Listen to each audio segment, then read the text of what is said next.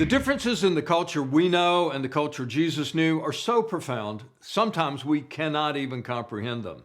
For instance, in today's reading, I'll bet you didn't even notice how unusual it is that Mark knew exactly when Jesus was nailed to the cross and exactly when he died. There's also reason to believe that Jesus knew what time it was when he died based on something he did with practically his last breath. Now, that lesson could have a major impact on how you take part in corporate worship for the rest of your life. But first, let's take some time to talk about time. No one at the cross had a watch. No one at the cross was obsessed with time. No one had a clock at home. No one clocked in or clocked out at work. People simply did not think of time the same way you do. There are dozens of references to time in Mark's gospel, but almost all of them are general in nature. As you read the Bible, you'll constantly read phrases like in the morning, or in the evening, or at night, or even when a rooster crows. But Mark is very specific about both of his references to the time of day when Jesus died. He said Jesus was crucified at 9 a.m. and that he died at 3 p.m. Now, actually, that's what modern translations say. When Mark wrote these words down in Greek, he said it was the third hour and the ninth hour. But that's the third and ninth hour from sunrise, and according to the 12-hour timekeeping methods of the day, that would be 9 a.m. and 3 p.m. Our question, that's the most obvious question. How did Mark know what time it was at all?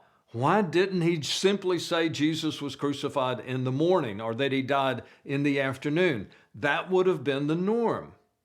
Well, this is one more case where the land of the Bible can help us understand the words of the Bible. The clue comes from an important archaeological find at the southwestern corner of the Temple Mount.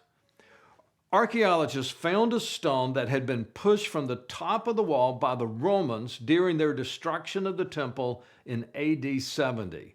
And inscribed upon this stone were the words, "To the place of trumpeting." This was an amazing find. Now it was easy to envision a man blowing a trumpet at the top of this part of the Temple Mount retaining wall. From there, everyone in Jerusalem could hear the trumpet blast. This trumpet sounded twice a day. It was first sounded when the first lamb of the day was sacrificed for the sins of God's people. That came at the third hour, or at 9 a.m. Another trumpet was sounded at 3 p.m. each day when the final lamb was sacrificed for the sins of God's people. Now, if you've read Exodus and Numbers in the Bible, this was the morning and the evening sacrifice. For centuries, anyone who had repented of his or her sins could be covered, so to speak, by the blood of these innocent lambs. And on Good Friday, one lamb died as Jesus was nailed to the cross, and another lamb was sacrificed when Jesus finally died 6 hours later.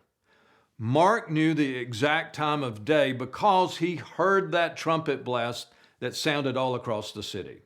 Even though a heavy darkness covered the land that afternoon, everyone at the cross knew that Jesus breathed his last at 3 p.m.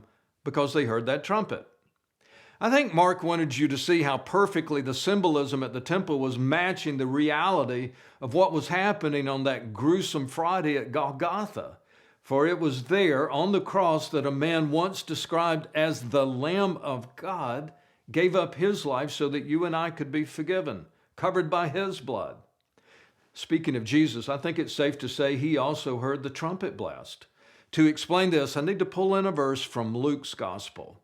Just before he died, Jesus called out with a loud voice, "Father, into your hands I commit my spirit." And Luke adds, when he had said this, he breathed his last.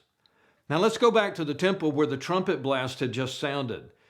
Every day, it was the tradition for many of the faithful in Jerusalem to gather at the temple for the sacrifice of the final lamb of the day.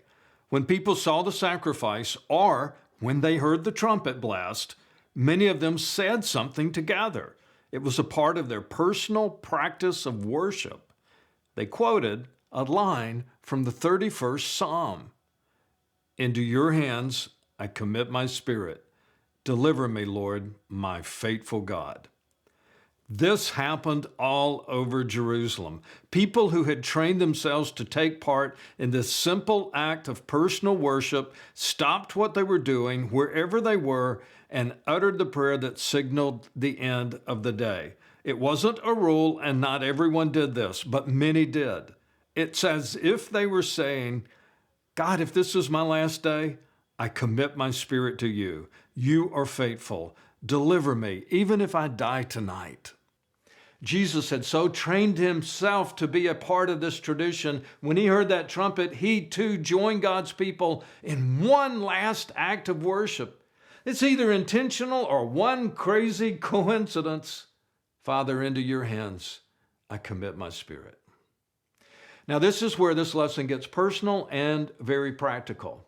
If you will train yourself to be in corporate worship with other believers on a regular basis, you're going to pick up some habits, some practices that will become ingrained in your heart and your mind. That might be a Bible passage that you quote on a regular basis. It might be a song that lifts your faith or calms your spirit. And of course, if you're with a group of people doing the same thing week after week, you'll also develop some of the best friends you'll ever have. Why is that important? Because sooner or later, you're going to have a day when you need something, when you need someone to help you through a really bad day. And if you have made the investment of being with other believers in corporate worship week after week after week, year after year after year, you'll have that something. And I hate to bring this up, but at some point, it is highly likely the people you love the most will surround you as you reach the end of your life. I don't know about you, but I want the people around me to see a person who is still engaged in worship, still singing the great songs, still quoting scripture, maybe even this line that Jesus knew so well. Through a simple habit like this, it's my prayer that the people around you and me on our last day will see that we are still holding on to the one who died for us.